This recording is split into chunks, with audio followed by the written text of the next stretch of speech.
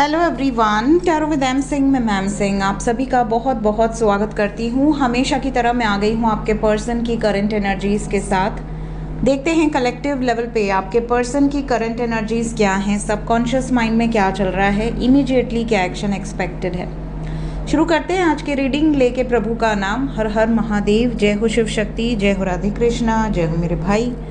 सबसे पहले आज है पूर्णिमा, तो आज हम मोनोलॉजी से सबसे पहले फुल मून के इफ़ेक्ट्स चेक करेंगे। आप दोनों की एनर्जी पर किस तरीके के इफ़ेक्ट्स होंगे, उसके बाद देखेंगे आपके पर्सन की current energy, next action with some angel guidance.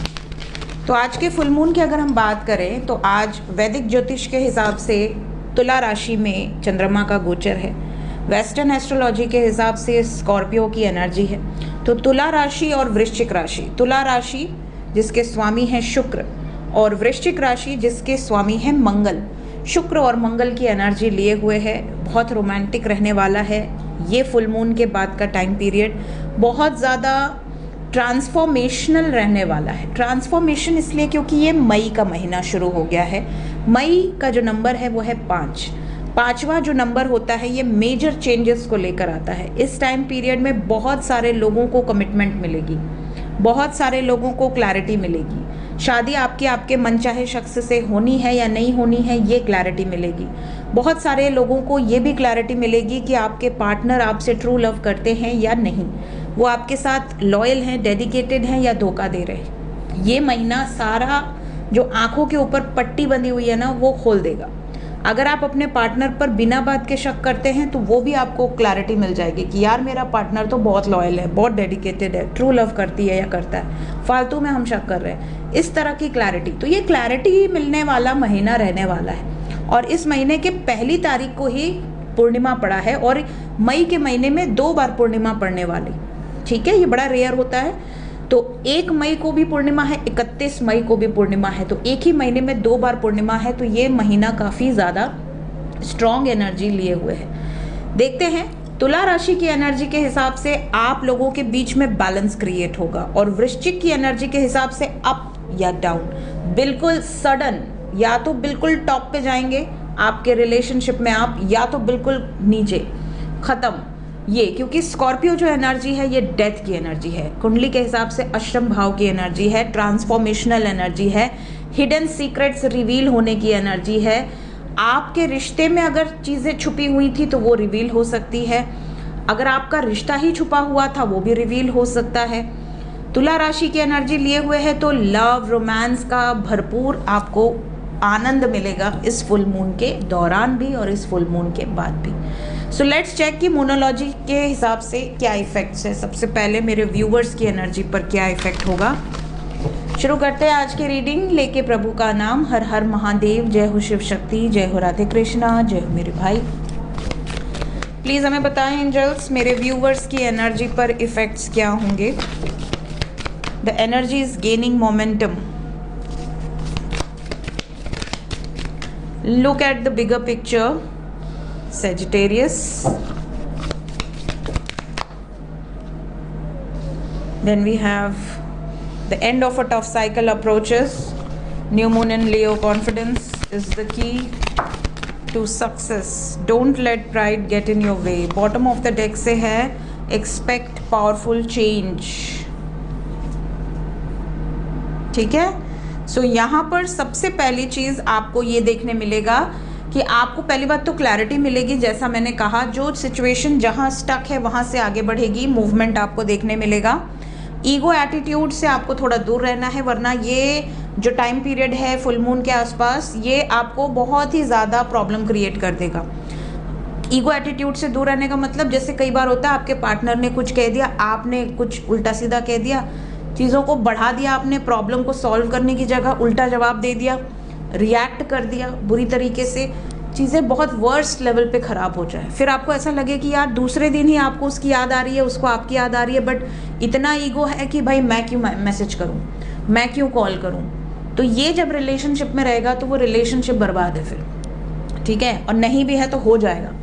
तो इसलिए आपको ईगो से दूर रहना है। कॉन्फिडेंस अलग चीज़ है कि अगर आप सच्चे हैं आप कॉन्फिडेंट रहिए, लेकिन ईगो से दूर रहिए, अहंकार से दूर रहिए, ठीक है, कि मैं ही मैं हूँ, तुम कुछ नहीं हो। ये जो रिलेशनशिप में आ गया तो प्रॉब्लम है, ठीक है। इसके अलावा आप दोनों के बीच में अगर कोई बहुत टफ साइकिल चल रही थी, बहुत अप्स एंड डाउन्स, तो वहाँ पर आपको उस साइकिल से छुटकारा मिलेगा, क्लैरिटी मिल जाएगी। और यहाँ एक, क्योंकि ये मई का महीना है, चेंज का महीना है, ट्रांसफॉर्मेशन का महीना है, 5 नंबर ही चेंज का होता है, यहाँ पर एक पावरफुल शिफ्ट आपको देखने मिलेगा आपके रिलेशनशिप में। अभी जो कुछ भी चल रहा है इसमें एक पावरफुल शिफ्ट, ठीक है। सो आपके लिए energy is very good.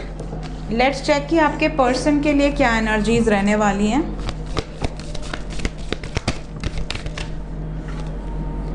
What do you need to release? Time to breathe out. It's time to release negativity. A fiery climax approaches. Scorpio की एनर्जी है, एरीज की एनर्जी है,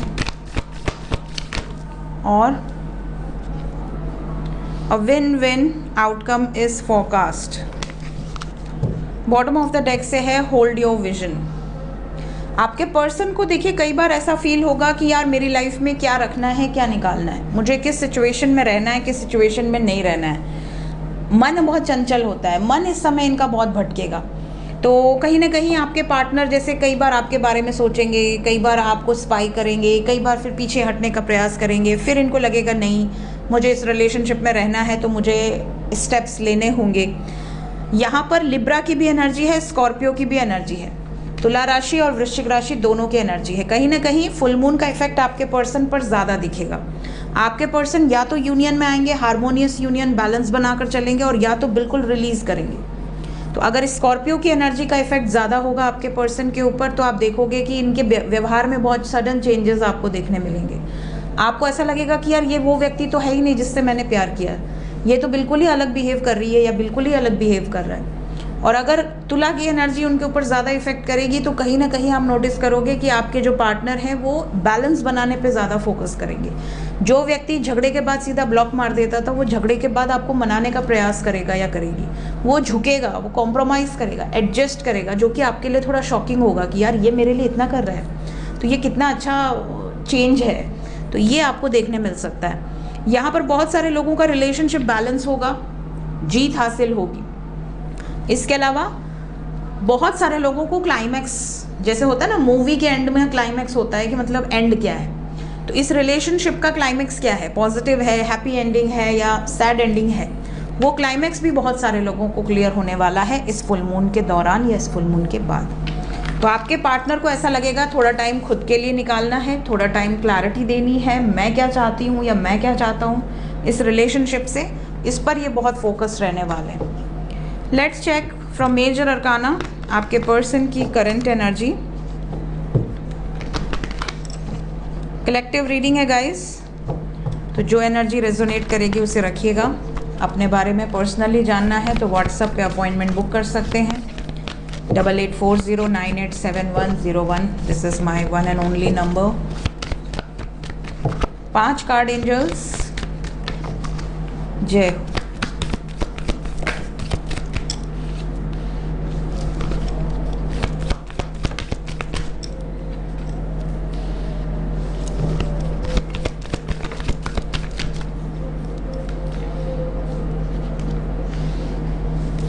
एक कार्ड और,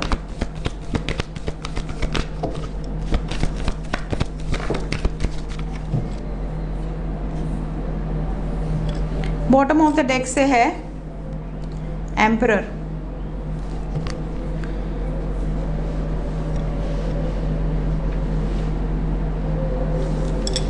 तो सबसे पहले साइन की बात करें तो यहाँ मकर राशि, कन्या राशि, तुला राशि, कुंभ राशि। तुला राशि बहुत स्ट्रांग है। देन वी हैव मेष राशि। आपके पार्टनर का मेजर अरकाना से सन साइन, मून साइन या असेंडेंट हो सकता है। एनर्जी की बात करें तो एनर्जी ऐसी है जैसे फुल मून के इस टाइम पीरियड में आपके पार्टनर जस्टिस ओरिएंटेड होंगे। दे आर वेरी होपफुल कि ये जो भी निर्णय ले रहे हैं अपने सबकॉन्शियस से वो सही है, क्योंकि इन्होंने बड़ा सोच विचार करके वो निर्णय लिया है। उस निर्णय को लेने के बाद इनका दिल पत्थर का हो जाएगा, मतलब कहीं ना कहीं ये अडिग रहेंगे, उस निर्णय से पीछे नहीं हटेंगे, चाहे कोई कितना भी जोर लगा ले, कोई कितना भी इमोशनली इनको कन्विंस करने की कोशिश कर ले, बट ये पीछे नहीं हटेंगी या नहीं हटेंगे।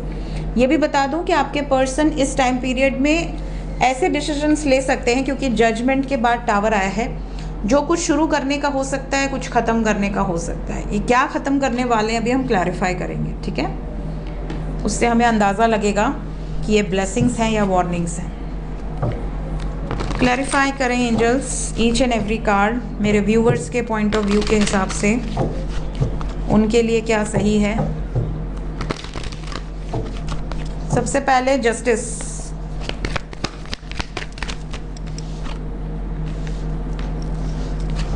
कौन है ये वो हैं, एक रानी की एनर्जी है, मतलब कोई थर्ड पार्टी है या कोई कार्मिक एनर्जी है आपके पर्सन के लाइफ में, जो बिल्कुल जिनसे आपके पार्टनर को रत्ती भर भी उम्मीद नहीं है कि वो सपोर्ट करेंगी या वो इनकी मदद करेंगी या वो इनके हिसाब से चलेंगी या चलेंगे। तो यहाँ पर क्या एनर्जी है? डिसअपॉइंटमेंट। आपके पार्टनर अपनी विश से चलेंगे, इन्होंने मनाने का बहुत प्रयास किया है, लेकिन अगर ये नहीं भी मानते हैं तो जो यहाँ पर कार्मिक एनर्जीज़ हैं कहीं ना कहीं सक्सेसफुली रिलीज़ होंगी। आपके पार्टनर सिर्फ अपने विश के हिसाब से जस्टिस करेंगे। इनकी जो एनर्जी है, अगर इनको लगता है कि आप सही हैं, आपके साथ अन्याय हो रहा है, तो ये आपके फेवर में डिसीजन लेंगे। अगर इन्हें लगता है कि नहीं, आपके साथ कोई अन्याय नहीं हो रहा है, तो जो दूसरा व्यक्ति है उसके साथ अन्याय हो रहा है, तो ये उसके फेवर में डिसीजन लेंगे। लेकिन ये जो भी डिसीजन लेंगे अपनी विश के हिसाब से लेंगे। 6996 इस टाइम पीरियड में ये जो भी डिसीजन लेंगे अपने विश के हिसाब से लेंगे, कोई भी फोर्स्ड डिसीजन नहीं है ये। क्या उम्मीद रखनी चाहिए? आपके पर्सन के लिए होप की एनर्जी आई है। जस्टिस के बाद द स्टार आया है और द स्टार को जस्टिस ने क्लैरिफाई किया है विद टेम्परेंस। इन्हें उम्मीद है कि जो भी सिचुएशन होगी ये बैलेंस कर लेंगे। सिचुएशन चाहे जो भी हो, इन्हें होप है कि सिचुएशन इनके फेवर में आ जाएगी। They are very hopeful. Hermit, hermit को हर्मिट ने ही क्लैरिफाई कर दिया। बताओ, सेम एनर्जी आ रही है। हर्मिट को फिर से क्लैरिफाई कर दें। आपके पार्टनर अकेले हैं, इमोशनली उन लोगों से दूरी बना सकते हैं जो लोग आप दोनों के बीच में आ रहे हैं। ये नई शुरुआत करना चाहते हैं अपने रिस्क पर। बहुत समय दिया है, बहुत वेट किया है। Now they are independently taking actions. बिना डरे, निडर होकर एक्शन लेंगे, और ये सोच विचार इन्होंने खुद ही किया है। आपको बहुत ज़्यादा मिस कर रहे हैं। अगर आप नो कांटेक्ट में हैं तो इस टाइम पीरियड में आपके पर्सन आपको बहुत ज़्यादा मिस कर रहे हैं। आपके साथ अपना फ्यूचर इमेजिन कर रहे हैं और आपसे बात करना चाहते हैं। आपको काफ़ी क्लैरिटी भी देना चाहते हैं। आप इनके लाइफ में क्या मायने रखते हो ये भी आपको बताना चाहते हैं। जजमेंट, जजमेंट को द वर्ड ने क्लैरिफाई किया है। इस टाइम पे इनका जजमेंट होगा कंप्लीशन ऑफ अ साइकिल का, करेजियस डिसीजन होगा ये। टावर क्यों आया है? एम्परर। जो भी कंट्रोलिंग एनर्जीज हैं वो एंड हो जाएंगी। आपके पर्सन यही मैनिफेस्ट कर रहे हैं कि जो इनको कंट्रोल कर रहा है या कर रही हैं वो एंड हो जाए। तो ये एंडिंग ऑफ अ साइकिल की जो एनर्जी है ये थर्ड पार्टी सिचुएशन के लिए है। जो भी अथॉरिटेटिव लोग हैं आपके पर्सन की लाइफ में, उनके साथ सिचुएशन एंड हो सकती है। इसीलिए यहाँ से भी एम्परर आया हुआ है और टावर को एम्परर ने ही क्लैरिफाई किया है। एक्शन क्या एक्सपेक्टेड है? सबसे पहले जितने भी लोग नो कांटेक्ट सिचुएशन में हैं, नो कांटेक्ट वालों की तरफ इमीडिएटली क्या एक्शन एक्सपेक्टेड है एंजल्स?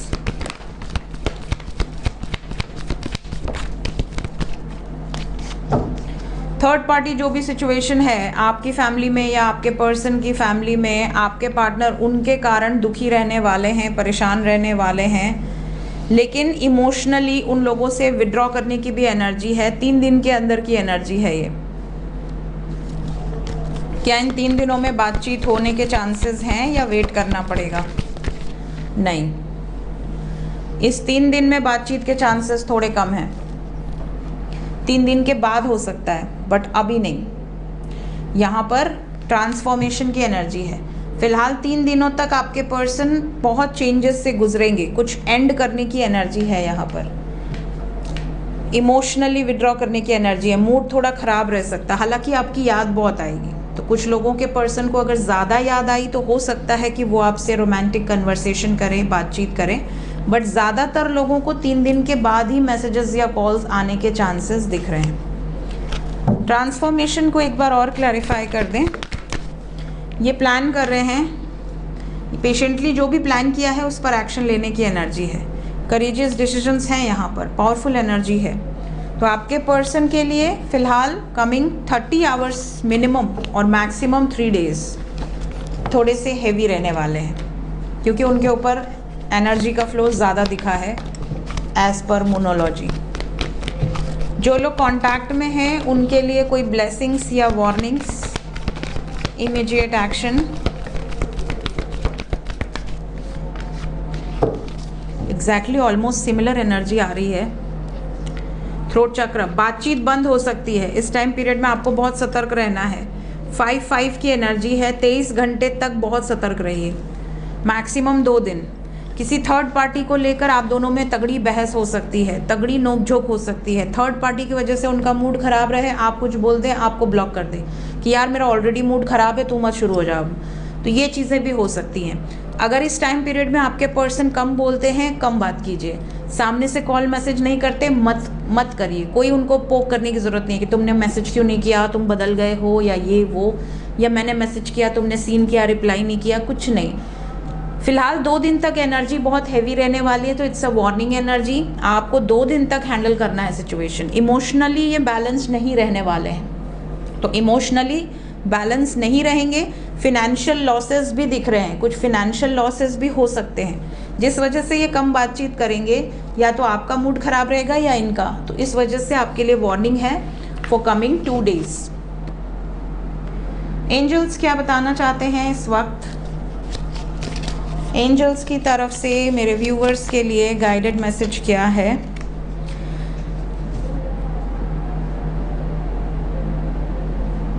कई बार ऐसा होता है आपकी लाइफ में, चाहे पार्टनर को ले लो, चाहे किसी फ्रेंड को ले लो, किसी रिलेटिव को ले लो, आपकी लाइफ में कुछ लोग आते हैं जो बहुत ही अच्छे बनकर आते हैं, आपको उनके साथ एक बड़े अलग लेवल की बॉन्डिंग फील होती है। बट कुछ टाइम बाद आपको रियलाइज़ होता है कि वो व्यक्ति की आपको लत लग चुकी है, आदत लग चुकी है, उस व्यक्ति के बिना आप रह नहीं पाते हो, आप उससे बहुत अटैच हो जाते हो, और फिर वो व्यक्ति आपको बहुत हार्म करता है, बहुत ज़्यादा आपको आपकी अटैचमेंट का फ़ायदा उठाने लगता है, आपसे दूरी बनाएगा या बनाएगी, आपको इग्नोर करने लगेगा, आपको अब्यूज़ करने लगेगा।